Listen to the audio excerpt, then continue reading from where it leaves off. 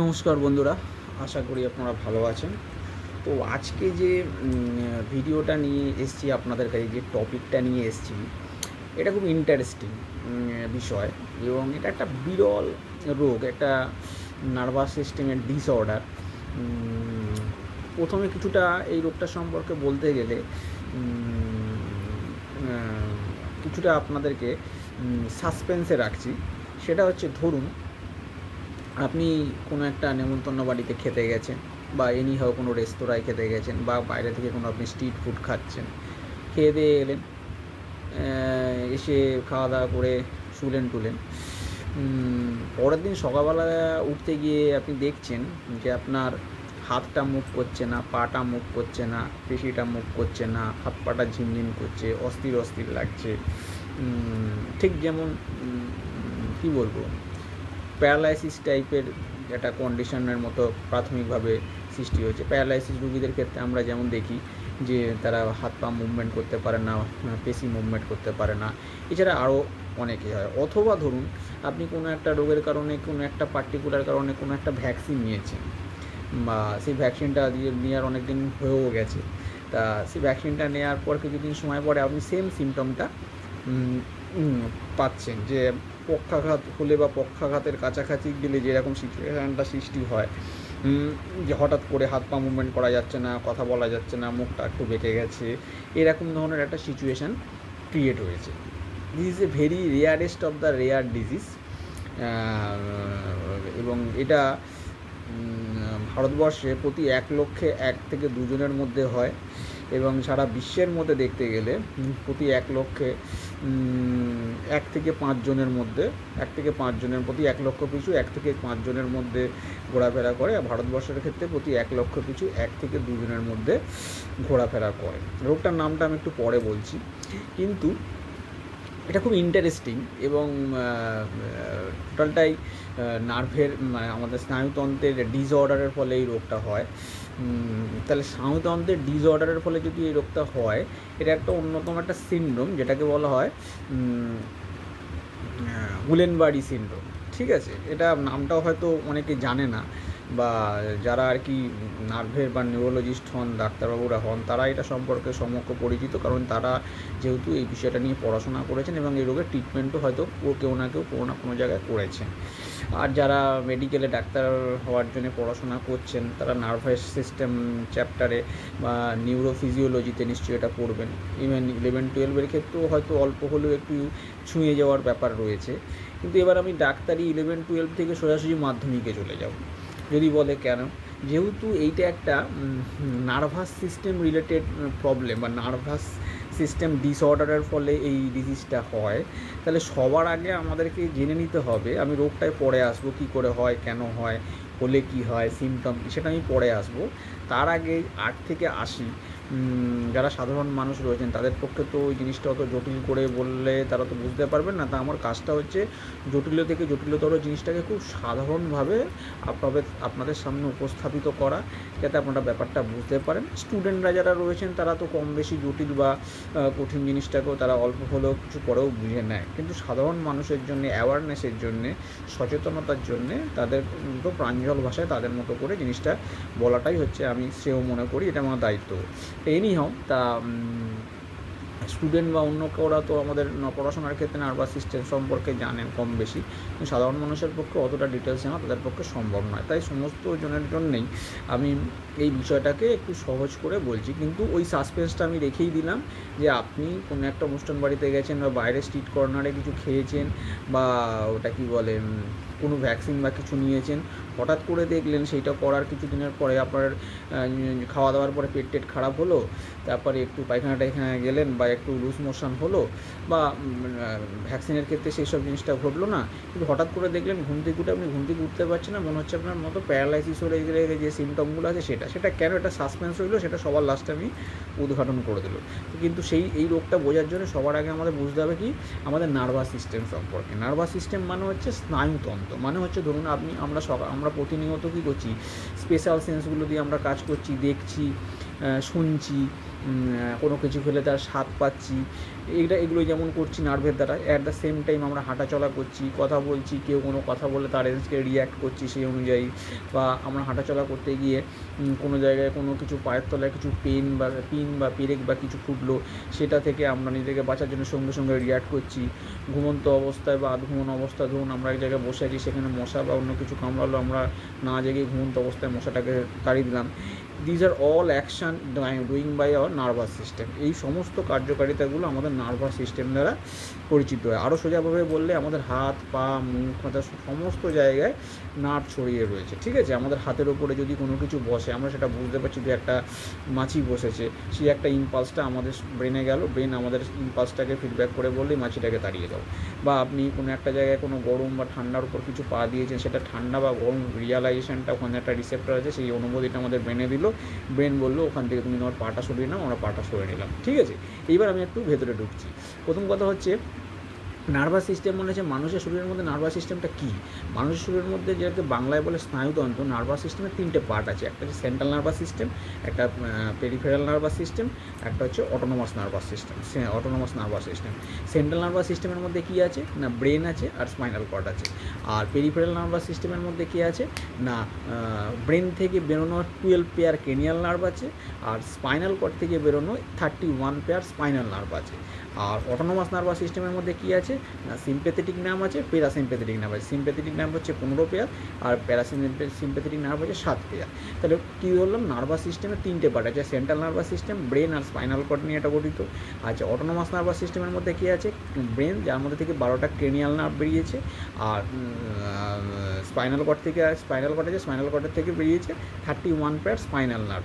আর autonomous nervous সিস্টেমের মধ্যে sympathetic আছে হচ্ছে আপনার 15 পেয়ার, আর প্যারাসিম্প্যাথেটিক আছে 7 পেয়ার। এবার আছে ক্রেনিয়াল নার্ভের ক্ষেত্রে। ক্রেনিয়াল নার্ভ কী বলেছিলাম, ব্রেন থেকে ক্রেনিয়াল নার্ভগুলো বেড়েছে। আমাদের শরীরের মধ্যে 12 পেয়ার মানে 12 জোড়া ক্রেনিয়াল নার্ভ আছে। তাহলে আমরা যদি এটা কোনো স্কেলিটানকে দেখি, স্কেলিটানের মধ্যে কী দেখবো, ওপরে স্কাল আছে, মানে ওই মাথা স্ক্যাল রয়েছে, সেটা ব্রেনের নিচ থেকে একদম আমাদের পেলভিক পর্যন্ত যে সরু অংশটা নেমেছে, দ্যাট ইজ স্পাইনাল কর্ড বলা হয়, ঠিক আছে। তা ব্রেনের মধ্যে থেকে যে নার্ভগুলো বেরিয়েছে সেটা হচ্ছে তাদেরকে ক্রেনিয়াল নার্ভ বলা হয়, ঠিক আছে। 12 পেয়ার ক্রেনিয়াল নার্ভ থাকে হচ্ছে ব্রেনের ভেতর। সের মধ্যে কী আছে, olfactory, optic, oculomotor, trochlear, trigeminal, abducens, facial, auditory, glossopharyngeal, vagus, hypoglossus, spinal accessories. এইগুলো সব হচ্ছে cranial nerve, they are come from the brain থেকে আসে। এদের প্রত্যেকেরই কিছু না কিছু কাজ আছে। যেমন আমি এক্সাম্পল দিয়ে বলছি, অলফ্যাক্টরি যে নার্ভটা বেরোয় তার কাজ হচ্ছে আমরা যে স্মেলটা পাচ্ছি সেই গন্ধটাকে আমাদের ব্রেনের মধ্যে অনেকগুলো অঞ্চল আছে, তার মধ্যে একটা স্বাদ অনুভূতি কেন্দ্র আছে, যে বলে ঘ্রাণ অনুভূতি কেন্দ্র আছে। ওই অলফ্যাক্টরি নার্ভটা কী করে, ঘ্রাণ অনুভূতিকে আমাদের ব্রেনে নিয়ে গিয়ে বলে দেয় এটা কী ধরনের গন্ধ। অপটিক নার্ভ যেটা কী করে, আমাদের দর্শনটাকে, আমরা কাকে দেখছি সেই অনুভূতিটাকে নিয়ে গিয়ে আমাদের মস্তিষ্কের 17, 18, 19 নম্বর একটা অঞ্চল আছে, সেটাকে দর্শন নিয়ামক কেন্দ্র বলে। সেখানে গিয়ে ও ইম্পালসটা দেয় আমি কাকে দেখছি, কোনো গাছকে দেখছি, কোনো গাড়িকে দেখছি, না কোনো মানুষকে দেখছি, ঠিক আছে। অডিটরি নার্ভ সেটা কী করে না, আমাদের কানের যে কারোর কথা শুনে আমরা বুঝতে পারছি যে সেই ব্যক্তিটি সেই অনুভূতিটা অডিটরি নার্ভ নিয়ে গিয়ে আমাদের ব্রেনের মধ্যে গিয়ে সেই নিয়ামক অঞ্চলে ইম্পালসটা পৌঁছে দেয়। গ্লসোফেরেঞ্জিয়াল নার্ভ সেটা কী করে না, আমাদের জিভের মধ্যে যে টেস্ট বাট আছে, আমরা যে খাবার দাবার খাচ্ছি সেই খাবারটা কী ধরনের, মিষ্টি না তেতো না ঝাল না নোনতা, এই অনুভূতিটা ওই গ্লসোফেরেঞ্জিয়াল নার্ভটা গিয়ে চলে যাচ্ছে আমাদের ব্রেনে নিয়ে গিয়ে বলে দিচ্ছে এটা কী অনুভূতি। ফেসিয়াল নার্ভটা কী করছে, আমরা কোনো কাউকে দেখে মানে আমাদের ফেসের যে ইমপ্রেশনটা, সেই ইমপ্রেশনটাকে কালেক্ট করে ব্রেনে পাঠিয়ে দেয়, আমরা অনুভূতি হয়। কাউকে দেখে ভয় পাচ্ছি, কাউকে দেখে রেগে যাচ্ছি, কাউকে দেখে হাসছি, কাউকে দেখে লজ্জা পাচ্ছি, কাউকে এই সব জিনিসগুলো ওই নার্ভের মাধ্যমে নেই। এরকমভাবে 12টা নার্ভ আছে। এর মধ্যে কিছু নার্ভ আছে যারা কী করে না, মিশ্র ধরনের কাজ করে। যেমন ধরুন ভেগাস নার্ভ আছে। ভেগাস নার্ভটা কী করে, হার্টে যায়, লাঙে যায়। এরা কী করে, হৃদস্পন্দনের কার্যকারিতাকে নিয়ন্ত্রণ করছে, ব্রিথিংয়ের কার্যকারিতাটাকে নিয়ন্ত্রণ করছে, ঠিক আছে। এরকমভাবে কিছু কিছু নার্ভ আছে তারা মিশ্র কাজ করে, মানে ভেগাস নার্ভটাকে মিশ্র স্নায়ু বলে। তারা সিম্প্যাথেটিক কাজও করছে, প্যারাসিম্প্যাথেটিক কাজও করছে। প্যারাসিম্প্যাথেটিক মানে হচ্ছে কিছু কাজ সংবেদী, কিছু অসংবেদী, মানে সংবেদী নার্ভ, অসংবেদী নার্ভ সেটাকে বাংলায় বলা হয়। যাই হোক, তাহলে ক্রেনিয়াল নার্ভ যেগুলো বেরোচ্ছে সেইগুলো কী করছে না, স্পেশাল সেন্সের জন্যে আমাদের চক্ষু, কর্ণ, নাসিকা, জিহ্বা, ত্বক যে ইন্দ্রিয়গুলো আছে তার যে অনুভূতির কাজগুলো স্পেশাল সেন্সগুলো করে। কিছু মিক্সড কাজ করে, ওই যে বললাম যে ভেগাস স্নায়ু যেটা কী বলে, মিশ্র স্নায়ু বলে, যেটা কী বলছে স্বতন্ত্র কাজও করছে, পরস্বতন্ত্র কাজ করছে। কোনো কোনো জায়গায় কি ইম্পালসকে হৃৎপিণ্ডের কার্যকারিতাকে বৃদ্ধি করছে, কখনো কখনো কম করছে। আবার আপনার লাংয়ের ক্ষেত্রে যে শ্বাস প্রশ্বাস ব্রিথিংটা হয় তার এখানে রিসেপ্টরও ভেগাস স্নায়ু হিসেবে কাজ করে। এটা গেল ক্রেনিয়াল নার্ভের পার্ট। এবার আসছি স্পাইনাল নার্ভ। স্পাইনাল নার্ভ মানে হচ্ছে মস্তিষ্কের যে সুষুম্না স্নায়ু, সেটা হচ্ছে 31 জোড়া সুষুম্না স্নায়ু আছে মানুষের শরীরে, যেটাকে তার স্পাইনাল কর্ড থেকে বেরোয়। স্পাইনাল কর্ডটা কোথায় না, ব্রেনের থেকে ঠিক আমাদের পেলভিকের নিচ পর্যন্ত স্পাইনাল কর্ডটা এসছে। স্পাইনাল কর্ডটাকে কতগুলো ভাগে ভাগ করা যায়, যদি আমি কয়েকটা রিজিয়ানে ভাগ করে নিই, সেটা হচ্ছে মানে ভাগ করে নিই মানে যেটা ভাগ আছে, ইউনিভার্সালি ভাগ আছে, সেটা হচ্ছে গিয়ে সার্ভাইকাল, থোরাসিক, লাম্বার, সাক্রাল, কক্সিজিয়াল, এই কটা পার্টে স্পাইনাল কর্ডে ভাগ করা হয়েছে। তা সার্ভাইকাল পার্টটা কোথায় না, গলার এই অংশ থেকে, সেটা হচ্ছে 8 পেয়ার থাকে, C1 থেকে C8। এই রিজিয়ান থেকে যে 8 পেয়ার নার্ভ বেরোয়, এই 8 পেয়ার নার্ভগুলো কোথায় যায়, আমাদের দুটো হাতে যায়, গলায় যায়, তার আশপাশের অংশগুলোতে যায়। সার্ভাইকালের পরে কি আছে, থোরাসিক পার্ট। থোরাসিক পার্টটা হচ্ছে 12 পেয়ার, মানে T1 থেকে T12, এইভাবে কশেরুকাগুলোকে ভাগ করা হয়। T1 থেকে T12 পর্যন্ত যেসব অংশটা, সেটা হচ্ছে থোরাসিক পার্ট, মানে চেস্টীয় অংশ। এখান থেকে যেসব নার্ভগুলো বেরোচ্ছে, 12 পেয়ার যে নার্ভ বেরোয়, সেগুলো বুক তার আশপাশের পেশির অংশে পৌঁছে গিয়ে সেখানকে ইম্পালস দেয় এবং পেশিগুলো থেকে ইম্পালস নেয়। তারপরে আছে কি থোরাসিক থোরাসিকের পরে কি হচ্ছে লাম্বার। লাম্বার মানে হচ্ছে কোমর রিজিয়ান। এখানে লাম্বার 1 থেকে লাম্বার 5 পর্যন্ত যে 5টা অংশ আছে, এখান থেকে 5 জোড়া স্পাইনাল নার্ভ দুদিকে বেরোচ্ছে, গিয়ে কোমর তার আশপাশের পেশিগুলোতে ইম্পালসটাকে দিচ্ছে, সেখান থেকে অনুমতিগুলোকে নিচ্ছে।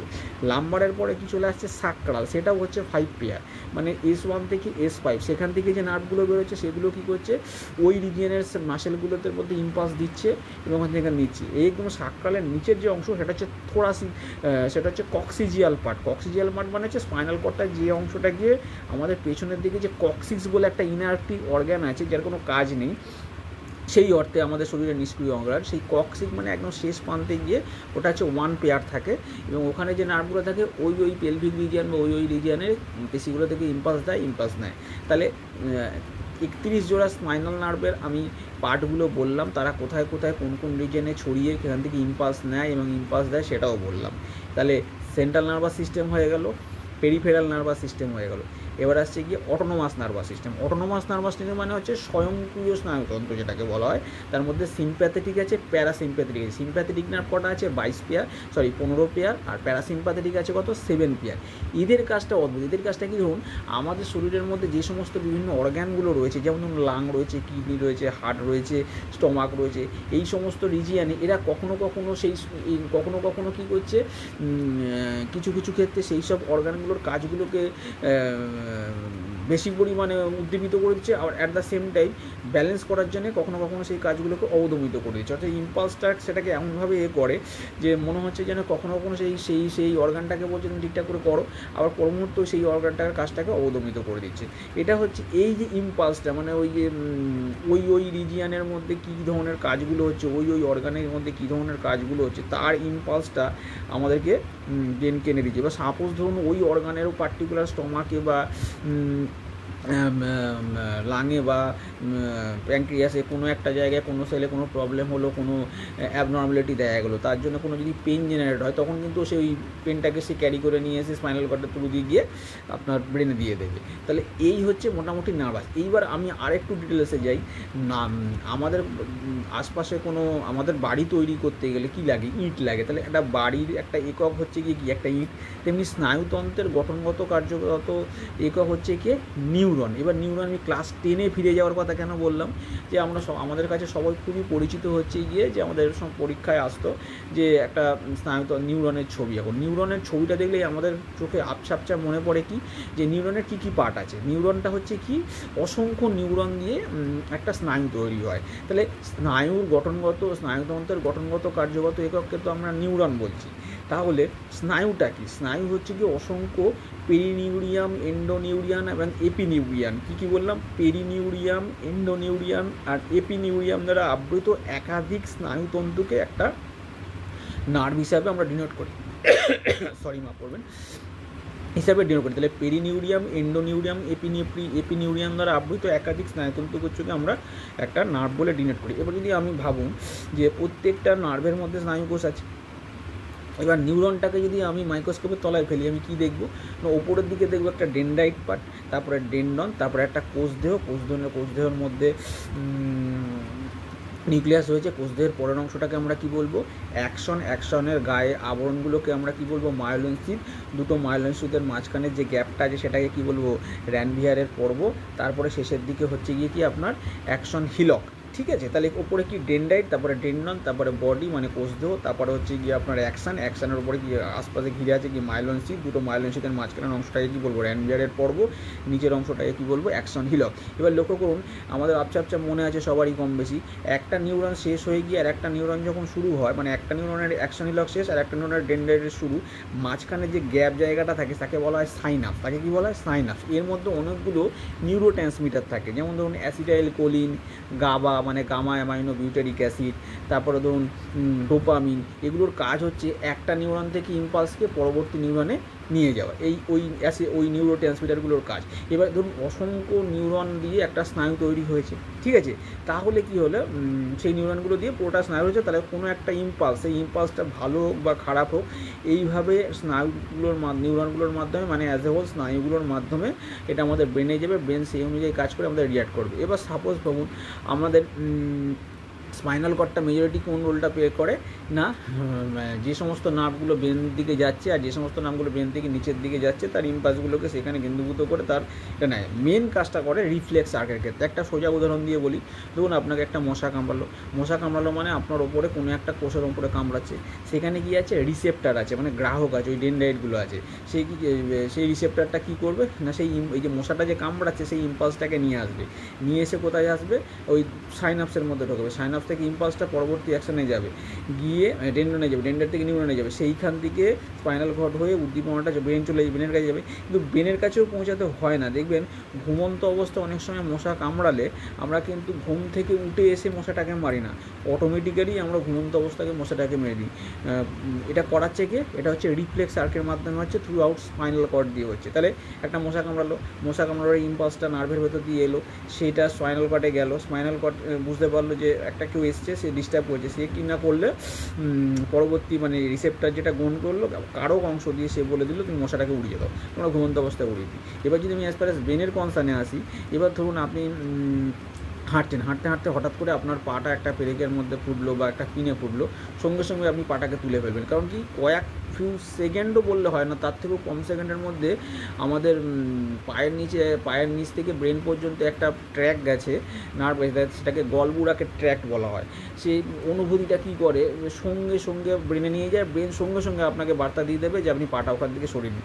এইভাবে টোটাল কার্যকারিতাটা হয়। অর্থাৎ সকালবেলা ঘুম থেকে উঠে রাত্রে ঘুমোতে যাওয়ার আগে পর্যন্ত আমাদের স্পেশাল সেন্স মানে চক্ষু, কর্ণ, নাসিকা, জিহ্বা, ত্বকের যে দেখা, কথা বলা, ঘ্রাণ নেওয়া, সমস্ত কিছু স্পেশাল ওই ক্রেনিয়াল নার্ভগুলোর মাধ্যমে হয়।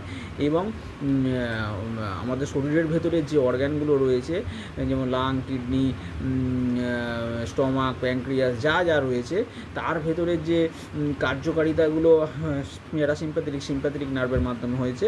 এবং গলা, chest, lumbar, sacral, coccygeal, throughout নিচের অংশ পর্যন্ত যত জায়গায় যা নার্ভ আছে সব কিছু কিন্তু এই যে তিনটে পার্ট করলাম, এই নার্ভের আন্ডারে থাকে এবং এরা সমস্ত কার্যকারিতাগুলোকে আমাদের ব্রেন এবং স্পাইনাল কর্ডের ইম্পালস অনুযায়ী মানে কমান্ড অনুযায়ী কাজ করে। ঠিক আছে, যে যখন যেরকম আমরা পরিস্থিতির সামনে পড়ি, যে সিচুয়েশানটা আমাদের কাছে তৈরি হয়, আমাদের ব্রেন এবং স্পাইনাল কর্ডার সেই অনুযায়ী তাদের সেই সব নার্ভগুলোকে কমান্ড করে, সেই সব নার্ভগুলো গিয়ে সেই সব পেশির মধ্যে গিয়ে কাজ করে আমাদের রোজকার কাজকর্মটাকে এগিয়ে নিয়ে যায়। এই টোটাল নার্ভাস সিস্টেম সম্পর্কে একটা দিয়ে দিলাম। এবার আমি সিনড্রোম ডিজিজটার ভেতরে আসছি। ডিজিজটা কি আমি বলেছিলাম, সাসপেন্সটা কী রেখেছিলাম, যে আপনি ওই বললাম কোনো একটা জায়গায় নেমন্তন্নের বাড়িতে গেছেন, খেতে গেছেন, অথবা কোনো স্ট্রিট কর্নারে খেয়েছেন, অথবা কোনো রেস্তোরাঁয় খেয়েছেন, অথবা আপনি কোনো দিন আগে হয়তো ভ্যাকসিন কিছু নিয়েছিলেন, হঠাৎ করে আপনি দেখলেন যে কিছুদিন পরে আপনি ঘুম থেকে উঠতে পারছেন না। ডিউরিং যেমন প্যারালাইসিস সিমটম হয় সেরকম ধরনের কোনো একটা সিমটম হয়েছে, আপনার হাত পা মুভমেন্ট হচ্ছে না, বা আপনি কথা বলাটা স্লো হয়ে গেছে, মুখটা একটু বেঁকে গেছে, যা আর কি প্যারালাইসিস জনিত কারণের জন্য হতে পারে। এছাড়াও ধরুন আপনার শরীরের মধ্যে ক্লান্তি রয়েছে, বা ব্লাড প্রেশারটা বেড়ে গেছে, এই ধরনের সিমটমগুলো হয়েছে। তাহলে ঘটনাটা কী অ্যাকচুয়ালি ঘটে? দেখুন, আমরা যেটা আমি বললাম যে আমরা বাইরে থেকে খাচ্ছি বা কোনো কিছু খাবার খেলাম বা কিছু খেলাম, আমাদের শরীরের মধ্যে যখন বাইরে থেকে কোনো অ্যান্টিজেন আসে, ধরুন কোনো ফাঙ্গাস এলো, কোনো ব্যাকটেরিয়া এলো, কোনো ওটা কী বলে ভাইরাস এলো, সেটাকে আমরা কী হিসাবে ট্রিট করি? আমি আগের কতগুলো ভিডিওতে বলেছি অ্যান্টিজেন হিসেবে ট্রিট করি। সেই অ্যান্টিজেনকে মারার জন্য সবসময় আমাদের শরীরের মধ্যে কী আছে? কিছু না কিছু অ্যান্টিবডি আছে। যখনই কোনো অ্যান্টিজেন ঢুকবে তখন সেই অ্যান্টিবডিটা তাকে মারবে। ঠিক আছে, এবার এই অ্যান্টিজেনকে মেরে দিলে সেই ঘটনাটাকে ইমিউনিটি বলে। অ্যান্টিবডি যদি অ্যান্টিজেনকে মেরে দেয় তো খুবই তো ভালো, তো আমরা সুস্থ হয়ে গেলাম। এবার ঘটনা হচ্ছে কখনো আমরা অ্যান্টিজেন এবং অ্যান্টিবডির মারপিটের ক্ষেত্রে দেখা যায় অ্যান্টিজেন জিতে যায়, অ্যান্টিবডি হেরে যায়, আমরা অসুস্থ হয়ে পড়ি। আমরা ডাক্তারের কাছে যাই, ডাক্তারবাবু সিমটম দেখে আমাদেরকে ওষুধ দেয়, সেটাকে আমরা অ্যান্টিবডি হিসাবেই গণ্য করবো। সেটা পরবর্তী ক্ষেত্রে সেই অ্যান্টিজেনকে মেরে দেয়, মেরে দিয়ে আমরা আবার সুস্থ হয়ে যাই। এইবার ভাবুন, ধরুন আপনি বাইরে গেছেন, খেয়েছেন, দিয়েছেন, কিছু করেছেন, কোনো একটা অ্যান্টিজেন বা কোনো একটা ব্যাকটেরিয়া বা ধর কোনো একটা ফাঙ্গাস বা কোনো একটা যেটাকে বলে বায়োটিক কম্পোনেন্ট আপনার শরীরে ঢুকে ডিস্টার্ব করছে। এবার আমাদের শরীরের মধ্যে অ্যান্টিবডিও তো রয়েছে। অ্যান্টিবডি কী করলো, যে সেই অ্যান্টিজেনটাকে মেরে দেওয়ার পরে তো তার কাজ শেষ হয়ে গেল। অ্যান্টিবডিটা ক্রিয়েট হয়েছে কেন? সেই অ্যান্টিজেনটাকে মারার। কিন্তু এখানে একটা টুইস্ট হয়ে যায়, কখনো সেই সব অ্যান্টিবডিগুলো নিজেদের কাজকর্ম ভুলে যায়, এক্সাইটেড হয়ে যায়, এবং তারা মনে করে শুধু ওকে মেরে দিলাম, কিছু কাজ করি,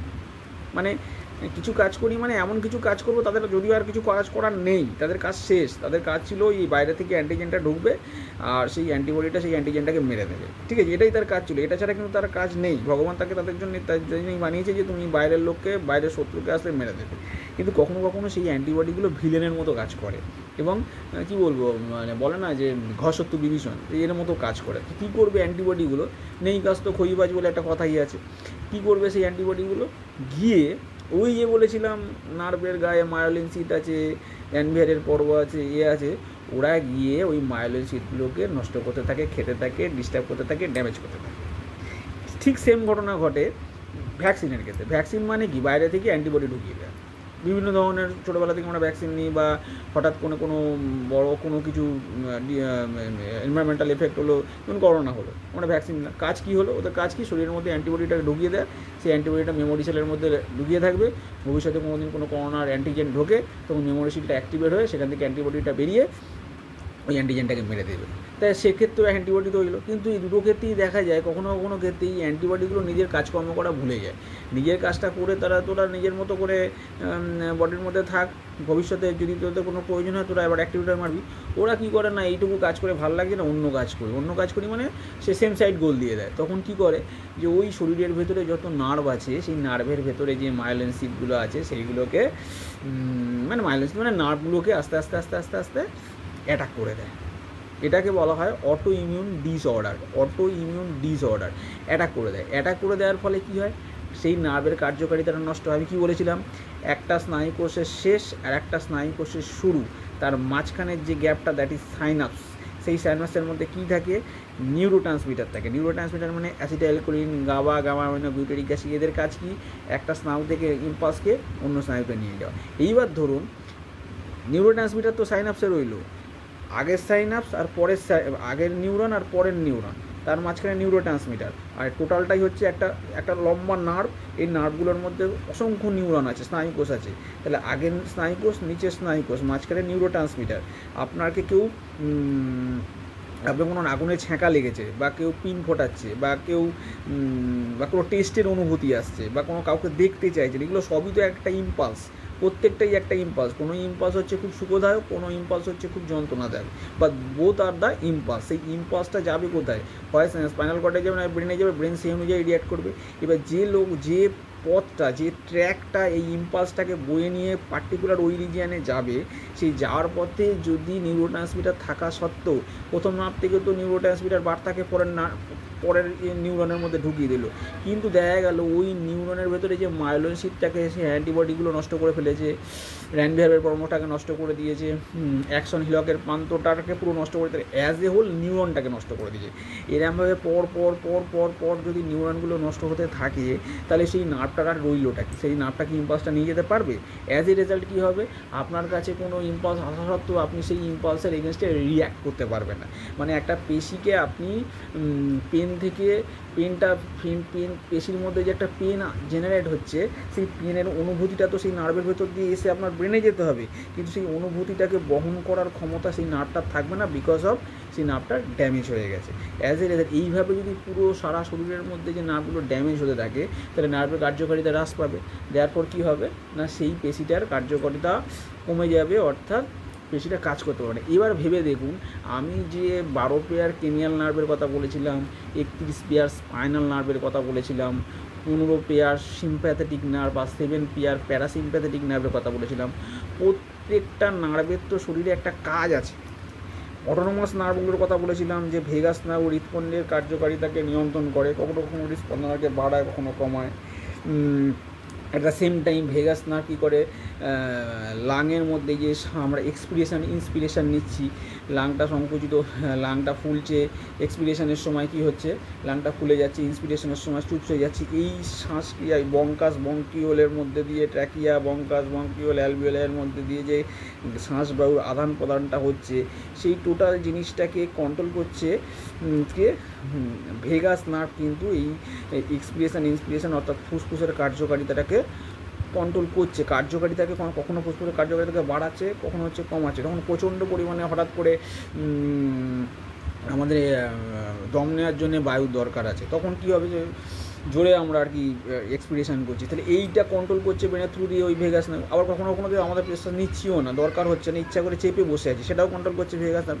মানে এত সূক্ষ্মাতি সূক্ষ্ম ব্লাড প্রেশার, রক্তের চাপটা, সেটাও কন্ট্রোল করছে ভেগাস নার্ভ। আবার ধরুন হৃৎস্পন্দনের হার বৃদ্ধিরা, সেটাও প্রয়োজনে খুব বাড়াচ্ছে, প্রয়োজনে খুব কমিয়ে দিচ্ছে। যেমন আমরা খুব ভয় পেয়ে গেলে খুব তাড়াতাড়ি হার্টবিট এরকম আসতে পারছে। কখনো কখনো আমরা খুব কী বলবো, অবদমিত হয়ে গেছি। অবদমিত মনে হয় কোনো কারণে আমরা খুব ফ্রাস্ট্রেটেড হয়ে গেছি, বা কোনো কারণে আমরা খুব কী বলবো স্টেবল হয়ে আছি, মানে কোনো রিঅ্যাক্ট করতে পারছি না, বা উত্তেজনা শরীরের মধ্যে অতটা নেই, বা খুব রিল্যাক্সে আছি, তখন রেসপন্সের মিনিমাম একটা ছুটি। তাহলে কখনো বাড়িয়ে দেয়া, কখনো কমিয়ে দেয়, এই জিনিসগুলোকে তো অটোনোমাস নার্ভাস সিস্টেমটা করে।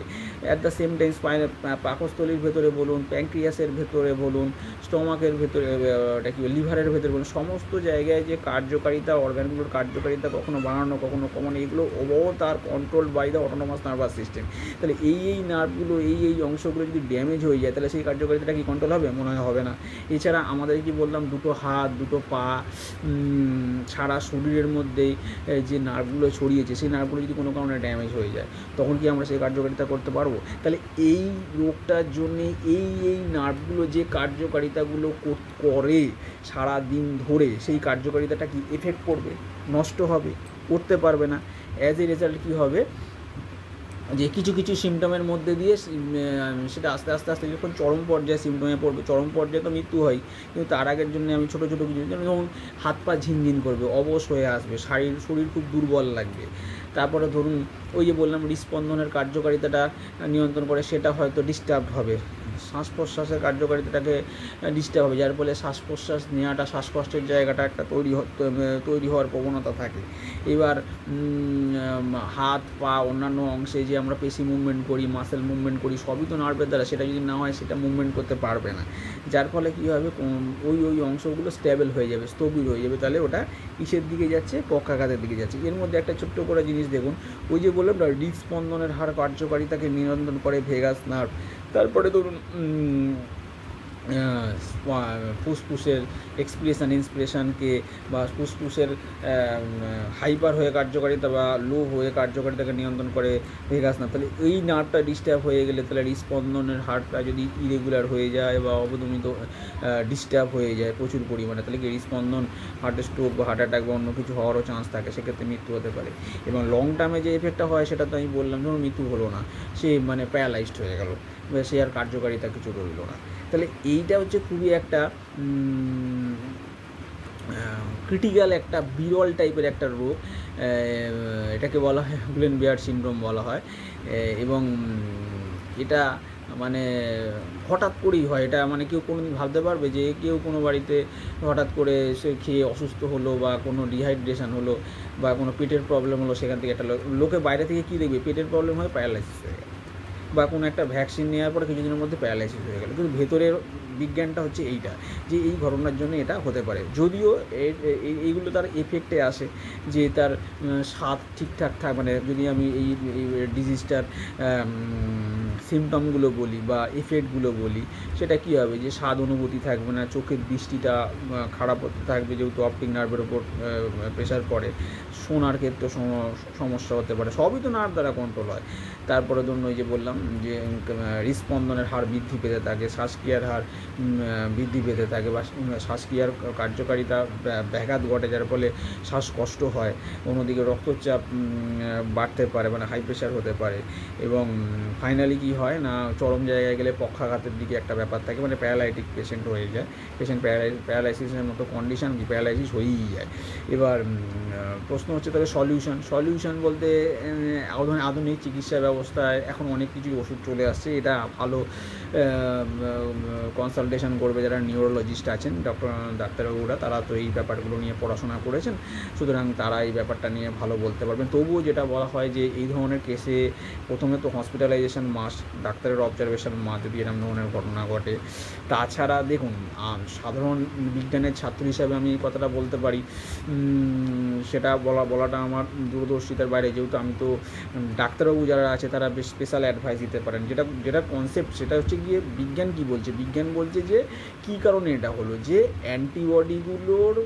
অ্যান্টিবডিগুলো এক্সাইটেড হয়ে গেছে, সেই অ্যান্টিবডিগুলোর ওটা কাজ নয়, সে নিজেদের কাজ ভুলে গিয়ে ওই নার্ভগুলোকে ড্যামেজ করতে থাকছে, বা ভ্যাকসিনের থ্রু দিয়েও যে অ্যান্টিবডিগুলো শরীরে রাখার কথা ছিল সেটা আরও এক্সাইটেড হয়ে গেলো। তার মানে মোরাল অফ দ্য স্টোরি হচ্ছে সেই যে ওই অ্যান্টিবডিগুলোকে শরীর থেকে রিপ্লেস করে দেওয়া, মানে কীভাবে রিপ্লেস করতে হবে, কোন ওষুধ দিয়ে রিপ্লেস করতে হবে, তার জন্য বেস্ট অপিনিয়ন দেবে একজন ভালো নিউরোলজিস্ট বা ডাক্তারবাবু, যারা এই বিষয়টা নিয়ে পড়াশোনা করেছেন। বা বিভিন্ন ধরনের ইমিউনোগ্লোবিনও রয়েছে, সেই পার্টটা দিয়ে প্লাজমাফেরেসিসের মাধ্যমে ইমিউনোগ্লোবিনের পার্টটা দিয়েও তারা এই ট্রিটমেন্টের পার্টটা একমাত্র আপনাকে ভালো সাজেস্ট করতে পারে যিনি ডাক্তারবাবু আছেন, যিনি নিউরোলজিস্ট আছে, উনি এই ব্যাপারটা বলতে পারেন, কারণ ওনারা এই বিষয়টা নিয়ে পড়াশোনা করেছেন।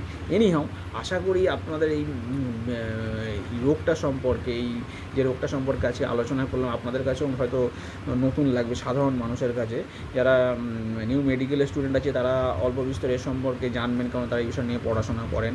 এবং স্টুডেন্টদের ক্ষেত্রে, মেডিকেল স্টুডেন্টের ক্ষেত্রে বললাম, আর হচ্ছে 8 থেকে 80 সাধারণ মানুষের ক্ষেত্রে এই রোগটা খুব বিরল, যেহেতু এই রোগটা ইটসেলফে খুব বিরল রোগ। এই যে বললাম যে ভারতবর্ষে প্রতি 1 লক্ষে 1 থেকে 4 জনের মধ্যে হয়, সারা বিশ্বের মধ্যে প্রতি 1 লক্ষে হয়তো 1 থেকে 5-6 জনের, প্রতি 1 লক্ষে 1 থেকে 5 জনের মধ্যে হয়। তবে আমাদের ভারতবর্ষের গোয়া রিজিয়ানে এই রোগটা দেখা যায়, কারণ ওখানে স্ট্রিট কর্নার খাবারের সংখ্যাটা বেশি থাকে। এটা সাধারণত অটো ইমিউন ডিসঅর্ডারের ফলে, মানে নার্ভাস সিস্টেমের একটা ডিসঅর্ডারের ফলে এই রোগটা হয়। এটাকে গুলেনবিয়ার প্রতিবর্ত বলা হয়। এবং এই রোগটা সম্পর্কে অনেক মানুষই ওয়াকিবহাল নয়। তাই আমি কোনো সত্যি কথা বলতে ফুড স্টল বা কোনো খাদ্য বিক্রেতাকে আমি কিছু বলবো না, কারণ সবার স্বাধীন দেশে স্বাধীনভাবে কাজ করার অধিকার রয়েছে। শুধু সাধারণ মানুষকে সচেতন থাকা যে আমরা যেটা খাচ্ছি বা যেটা ইনটেক করছি সেটা নিয়ে আমাদেরকে সচেতন থাকতে হবে। দেখুন, খাবারের সাথে যে স্ট্রিট কর্নারের খাবার হোক, রেস্তোরাঁর খাবার হোক বা 5 স্টার হোটেলের খাবার হোক, যে কোনো খাবারের সাথেই অন্য কোনো অ্যান্টিবডি থাকতেই পারে, আসতেই পারে। এখানে কারোর কিছু করার থাকে না, কারণ এদেরকে মাইক্রোব বলা হয়, ওই বায়োটিক কম্পোনেন্ট বলা হয়। বায়োটিক মানে মাইক্রোবায়োটিক, এগুলো কি ছোটো ছোটো কোনো, যেগুলো চোখে দেখা যায় না, ঠিক আছে। কারোর ডিসেন্ট্রি হয়েছে, ডিসেন্ট্রির সাথে আমরা সাধারণত আমাশা হলে কী করি, আমাশার ওষুধ খাই, কিন্তু তার সাথে দেখা গেলো যে অ্যান্টিবডিটাকে মারার জন্য যে অ্যান্টিজেনটাকে মারার জন্য যে অ্যান্টিবডি তৈরি হলো, সেই অ্যান্টিজেনটাকে তো মেরে দিল, দিয়ে কী করলো, সে অন্য কাজ করতে চলে গেলো, যেটা আমাদের শরীরের পক্ষে ক্ষতিকারক কাজ। মানে সেক্ষেত্রে দেখতে গেলে যে এইগুলোতে আমাদের কিছু করার থাকে না, আমাদের একটা জিনিস করার থাকে, সেটা হচ্ছে সচেতনতা। যদি এরকম ধরনের কন্ডিশন কারোর হয় বা দেখছেন হচ্ছে সমস্যা হচ্ছে, তাহলে ইমিডিয়েট কনসাল্ট করতে হবে ডাক্তারবাবুর সাথে। কারণ এই জিনিসগুলো আমাদের সত্যি হাতে থাকে না, আমাদের হাতে যেটা থাকে সেটা হচ্ছে সচেতনভাবে থাকা। এনিহাও, আশা করি আপনাদের এই নতুন ভিডিওটা, নতুন ধরনের একটা রোগ সম্পর্কে আপনারা জানলেন। এটা আপনাদের ভিডিওটা ভালো লেগেছে। 8 থেকে 80 সবাইকে, বয়স্ক মানুষকে, যদিও জিনিসটা খুব ক্রিটিক্যাল জিনিস, যেহেতু একটা নার্ভাস সিস্টেম বিষয়, তাই নার্ভাস সিস্টেমের পার্টটা বলে আপনারা যে সাসপেন্সটা দিয়ে আমি ভিডিওটা শুরু করেছিলাম, সেই সাসপেন্সটার আশা করি আপনারা রেকটিফাই করেছি, আমি সলিউশনটা বলতে পেরেছি এবং জটিল বিষয়টাকে খুব সহজভাবে আপনাদের সাথে উপস্থাপনা করতে পেরেছি। যদি আপনাদের ভিডিওটা ভালো লাগে তাহলে অবশ্যই লাইক, শেয়ার এবং কমেন্ট করবেন এবং ইউটিউবে আমার চ্যানেলটাকে সাবস্ক্রাইব করবেন। আগামী দিনে আরও কোনো ভালো ভিডিও, আরও কোনো 8 থেকে 80 জন্য গ্রহণযোগ্য কোনো ভিডিও নিয়ে আসবো এবং স্টুডেন্টদের জন্য বলবো, যারা মেডিকেল স্টুডেন্ট আছেন তাদের ক্ষেত্রে এই টপিকটা নিশ্চয়ই লাভদায়ক হবে এবং হাই সেকেন্ডারিতে যারা পড়ছেন তাদের ক্ষেত্রে আশা করি এই টপিকটা অল্প হলেও হয়তো নার্ভাস সিস্টেমে, হয়তো এই বিভিন্ন সিনড্রোম রিলেটেড প্রবলেমের ক্ষেত্রে আপনারা পড়বেন। আশা করি আপনাদেরকে এই পরীক্ষার ক্ষেত্রে উপকৃত হবেন। এনিহাও, আজকের টপিকটা আমি এখানেও শেষ করলাম। আশা করি সবাই ভালো থাকবেন। আবার আগামী দিনে কোনো একটা ভালো গ্রহণযোগ্য এবং 8 থেকে 80 জন্যে এবং ছাত্রছাত্রীর জন্য উপকারে লাগে এরকম ধরনের ভিডিও নিয়ে আসার অঙ্গীকারবদ্ধ হচ্ছি। আজকের জন্য স্টপ করলাম।